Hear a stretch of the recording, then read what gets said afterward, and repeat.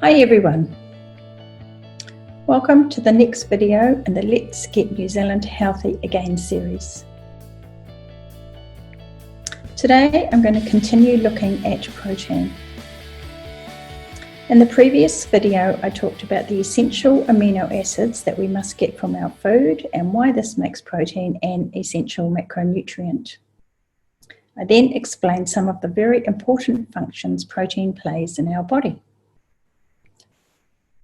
In the next two videos, I will explain some of the different factors that are taken into consideration for classifying protein and what makes a high order or low order protein. Because this is quite a technical topic, I have a video with some extra science for those of you who would like a bit more information. You don't need to remember all the details. The purpose is to give you an understanding of the role that food plays in our body other than providing calories. I believe knowledge is power. This knowledge will help you make wise food choices. But before I talk about how we classify protein, let's take a quick look at what happens when we don't get enough. If you remember from the previous video, the protein we eat is broken down into amino acids. These are reformed in the body to create the building blocks for other processes. These are used by every system in the body. Whenever we aren't getting enough protein, we put our health at risk. Severe protein malnutrition is rare in developed countries, but it can result in significant nutritional deficiencies, accelerated aging, and premature death. Less severe protein deficiency is a lot more common. This can also negatively impact on our health. And some of the problems include poor digestive function, nutritional deficiencies, decreased immunity. We learned in the last video the important role that amino acids play in our immune system and ability to fight off pathogens, viruses, and in reducing inflammation. Remember, they're essential for making our master antioxidant, glutathione. They also provide the building blocks for the hormones serotonin and dopamine, so deficiency can play a role in depression and other neurological disorders. Insufficient amino acids may also lead to fertility problems, reduced mental alertness like brain fog, and slow growth in children.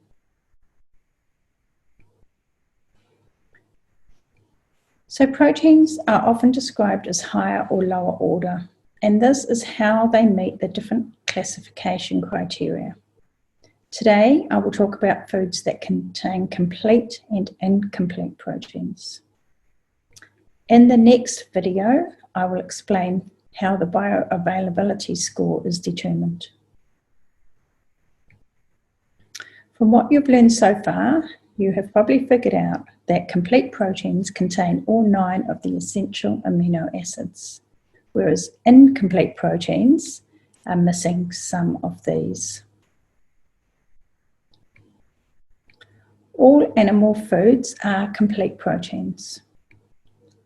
Many plant foods are also complete proteins: soy, quinoa, hemp, and chia seeds.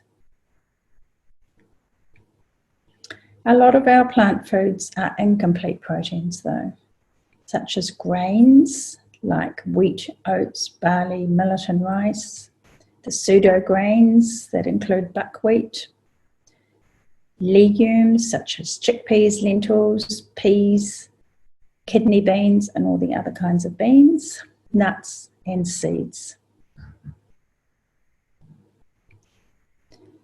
Incomplete plant proteins lack the amino acids lysine, methionine, threonine, and tryptophan. However, if you are eating a plant-based diet, you can still achieve complete protein status by combining foods that complement each other. For example, the amino acid lysine is low in grains, nuts, and seeds, but is plentiful in legumes. Alternatively, methionine is low in legumes and vegetables, but is found in quinoa, grains, and some nuts.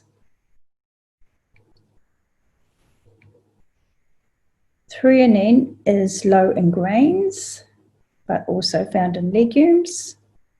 And tryptophan is low in corn and grains, and is also found in legumes. Food combining is a technique used in plant-based diets to make sure you get all the essential amino acids. It's very important to remember a plant-based diet is not a standard Westerner diet without eating animal foods. Here is one example of why that is so important. Carnitine is a molecule found in animal foods. It is also made in the liver from lysine and methionine. Carnitine has a number of important roles in the body, including fat oxidation and energy production. So if you're not eating animal foods and are limiting the variety of your plant foods, you won't be able to make enough of this molecule.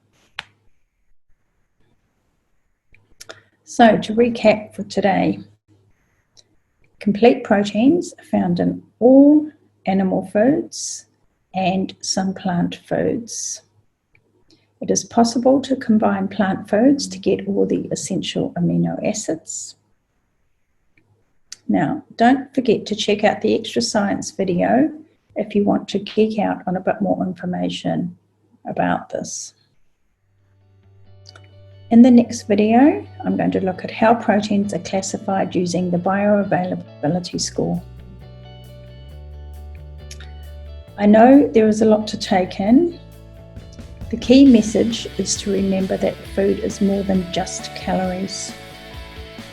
Understanding this will help with making better food choices. Thank you very much for watching. Please share with family, friends and colleagues, and let's all get healthier together. Thank you and have a great day.